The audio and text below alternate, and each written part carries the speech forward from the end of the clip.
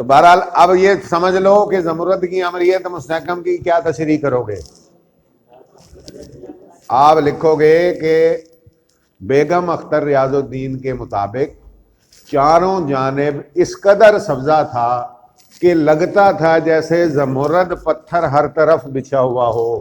وہ بہت مہنگا پتھر ہے، اگر آپ فرش بچھانا ہے کروڑوں کو لگ جائے. اب اس نے نظارے کو قیمتی بنا دیا اس بات سے. ہے سبزہ پھیلا ہوا. اگر آپ کبھی باہر جائیں، میں اتفاق سے گیا ہوا ہوں سری لنکا، وہاں یہ جو ہمارے یہاں مٹی پڑی ہے نا، مٹی وہاں سبزہ اگتا ہے. قدرت کی بات ہے. وہاں آدم علیہ السلام کا قدم بھی ہے موجود 6 فٹ کا. سری لنکا میں وہاں اترے تھے وہ، اور وہ قدرتی طور پر پہلی جنت ہے. وہاں گرد نہیں ہے. 6 دن آپ جوتے پہننے مٹی نہیں آتی، کپڑوں کے کالر خراب نہیں ہوتے، کپڑے بھی خراب ہوتے، آپ ویسے ہی گھومتے پھر رہے ہوتے. کہ وہاں خود رہو. ہمارے یہاں مٹی ہے، وہاں سبزہ ہے. ہمارے یہاں بھی آپ پہاڑوں پہ چلیں گے وہاں مٹی نہیں ہے. جگہ جگہ کا فرق ہے. ہمارے یہاں 4-5 قسم کے ہمیں جو سطح ہے وہ دستیاب ہے. یہ اللہ کا شکر ہے. ہر قسم کا سمندر بھی ہے، پہاڑ بھی ہے ہمارے پاس، کچھ پہاڑ بھی ہیں، سب پہاڑ بھی ہیں. تو یہ زمرد کی امریت مستحکم بنیادی طور پر سبزے کی کثرت، جدھر آنکھ اٹھاؤ سبزہ، جدھر آنکھ اٹھاؤ سبزہ. تو زمرد کی امریت مستحکم نہ ہو گئی. سبز رنگ کا پتھر ایسا لگتا ہے جیسے پوری طرح گاڑ کر ہر طرف بچھا دیا گیا. ایک لائن ہے، اس کی تشریح پوری کرنی پڑے گی. یہ زمرد کی امریت مستحکم ہو چکی ہے. کئی لوگ پتھر جڑے ہوئے تھے، اور وہ سبزے کو کہہ رہی ہے کہ جیسے تشبیہ دی اس نے. 2 تشبیہ کیا ہے؟ 2 مختلف چیزیں، ان کو ایک جیسا قرار دے دو. اب ایک سبزہ ہے، ایک پتھر ہے، دونوں ایک نہیں ہے. دونوں میں کامن کیا ہے؟ بہت زیادہ ہے سبزہ، ہر طرف چھایا ہوا ہے اور خوبصورت ہے. تو سبز رنگ اور خوبصورتی یہ دونوں میں وجہ شبہ ہے. تشبیہ کی وجہ کیا ہے؟ ان دونوں یہ وجہ ہے، اور اس کو آپ یہاں بیان. یہ بالکل ایسے ہے جیسے ہم کسی شاعری کی تشریح کر رہے ہوں. یہ خاتون نے یہاں بہت ہی مسئلہ خراب کر دیا ہمارے لیے. اکثر اسٹوڈنٹ اس کی وجہ سے فیل ہوتے ہیں کہ وہ نہ بحر الکاہل کی کروٹیں سمجھ رہے ہیں، وہ زمرد کی امریت نہیں سمجھ رہے.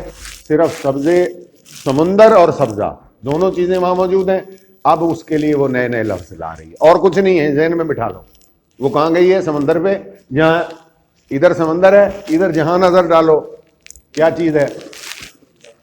گہرا سبز رنگ کا گھاس اگا ہوا ہے، پودے اگے ہوئے ہیں، مختلف چیزیں ہیں.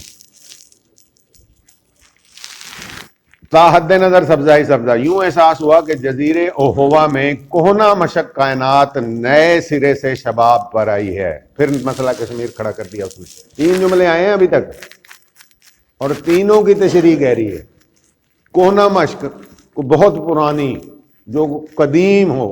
کوہنا کہتے ہیں پرانی، مشق مطلب جو مشق کرتی ہوئی آ رہی ہو، زندہ آ رہی ہو. تو کائنات کو اگر آپ دیکھیں تو یہ کوہنا مشق ہے. ہم اور آپ کوہنا مشق نہیں ہے. کیوں کہ ہم ایک لمیٹڈ ٹائم میں آئے ہیں، ہم چلے گئے دنیا سے ہی. ہم چلے گئے، ہماری چھٹی ہو گئی، ہمارا ڈیزائن ایسا ہے. کائنات کا ڈیزائن ایسا نہیں ہے. یہ بنانے والے نے بنایا ہے. یہ ایک اس کا روز ازل تھا. جب اللہ نے کہا کن تو یہ ہو گئی. اب جب وہ کہے گا کہ جا کے قیامت کا دن آئے تو تب ختم ہوگی. تو یہ انسان سے زیادہ بڑی ہے، انسان سے زیادہ گہری ہے. تو وہ کہہ رہی ہے پوری کائنات نئے سرے سے شباب پر آئی. ایسا لگتا ہے ایسے کل کہا گیا کون، اس کو نیا شباب آیا ہے، نئی جوانی، یعنی دوبارہ سے بنایا گیا ہے.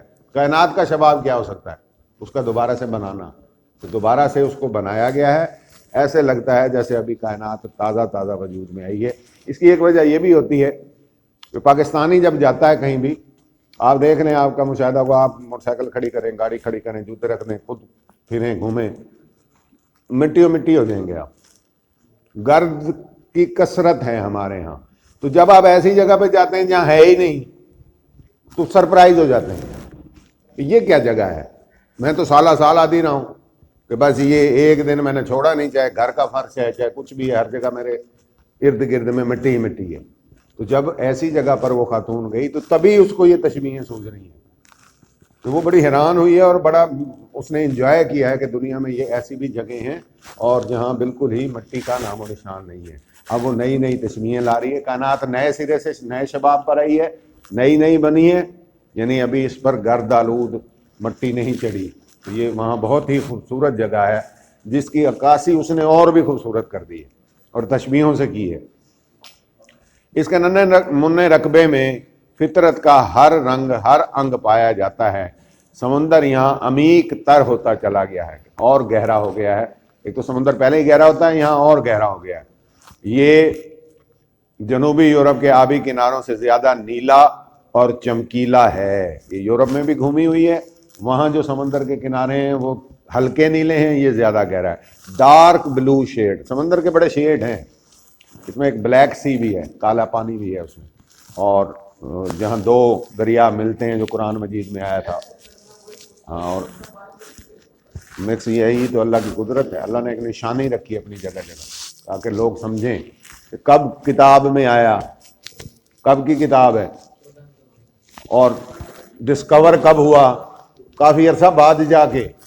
اس وقت تو عرب مطلب اپنے جزیرے سے ہی باہر نہیں نکلتے تھے، نہ مینز ہوتے تھے ایسے، نہ بڑے بڑے جہاز ہوتے تھے۔ تو پھر جب گئے، یہ کہیں جنوبی افریقہ کے پاس ہے، آپ یوٹیوب پہ سرچ کریں، سامنے ہی ویڈیو پڑی، بڑا زبردست منظر ہے۔ وہ یوں آ رہا ہے، بیچ میں ایک سفید سی داڑھی بندی ہے، ادھر سرمئی ہے، ادھر کالا تھا۔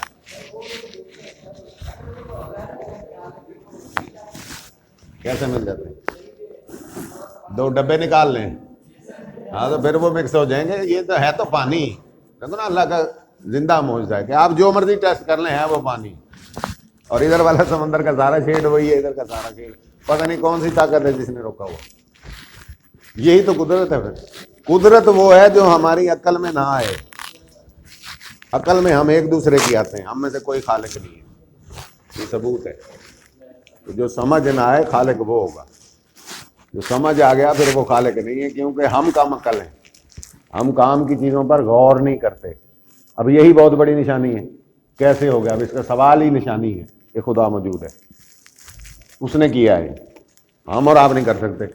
ادھر سے پانی بہاؤ، ادھر سے پانی بہاؤ، مکس ضرور ہوں گے، یہ ہو ہی نہیں سکتا۔